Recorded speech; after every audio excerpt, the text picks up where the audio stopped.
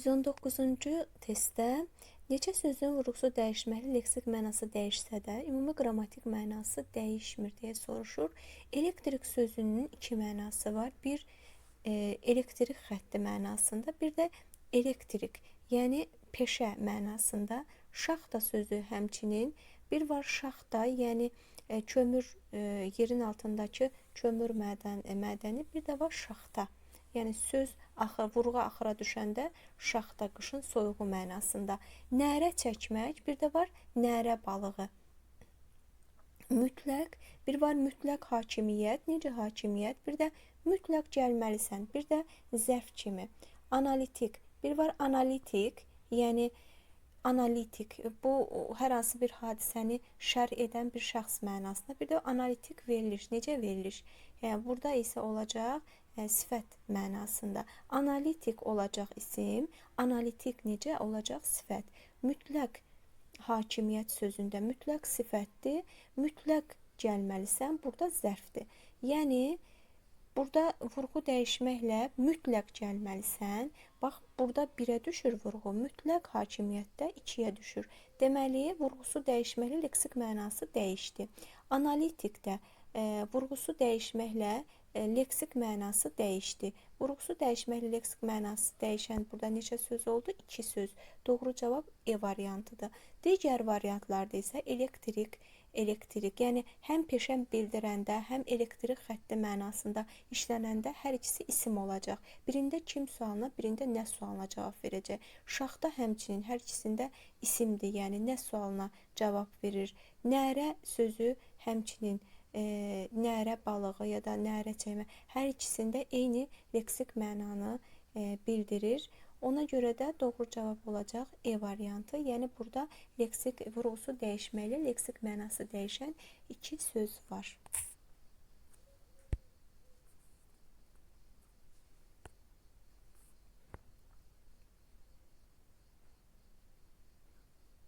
Test toplusundan 131-ci testə baxırıq. Vurğusu düzgün göstərilən sözün fonetik təhlili ilə bağlı yanlış fikri müəyyən edin. Vurğusu düzgün göstərilən söz burada yalnız allergiya sözüdür. Digərlərində vurğu düşməlidir birinci hecaya uşaqlar. Ona görə də biz allergiya sözünə baxırıq.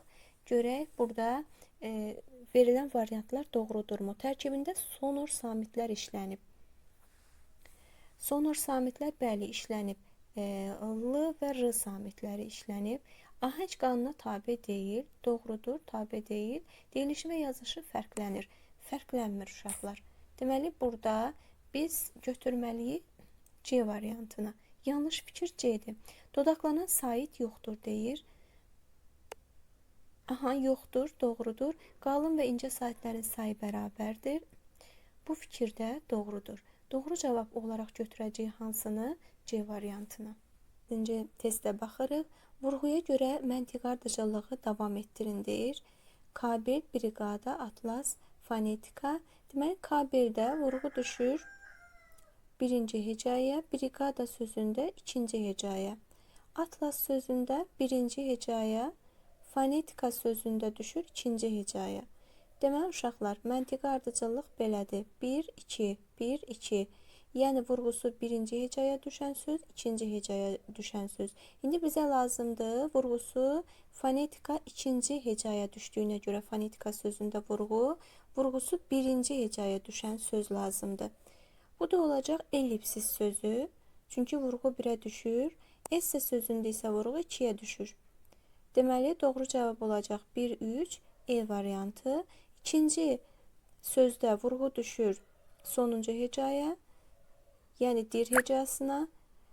Elliptik sözündə düşür vurğu sonuncu hecaya, bəşəri sözündə yenə düşür sonuncu, üçüncü hecaya. Doğru cavab E variantı.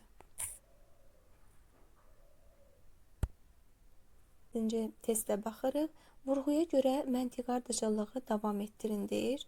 K1, briqada, atlas, fonetika. Deməli, K1-də vurğu düşür birinci hecaya, briqada sözündə ikinci hecaya. Atlas sözündə birinci hecaya, fonetika sözündə düşür ikinci hecaya. Deməli, uşaqlar, məntiqi ardıcıllıq belədir. 1, 2, 1, 2. Yəni vurğusu birinci hecaya düşən söz, ikinci hecaya düşən söz. İndi bizə lazımdır vurğusu fonetika ikinci hecaya düşdüyünə görə fonetika sözündə vurğusu birinci hecaya düşən söz lazımdır. Bu da olacaq ellipsis sözü. Çünki vurğu 1-ə düşür.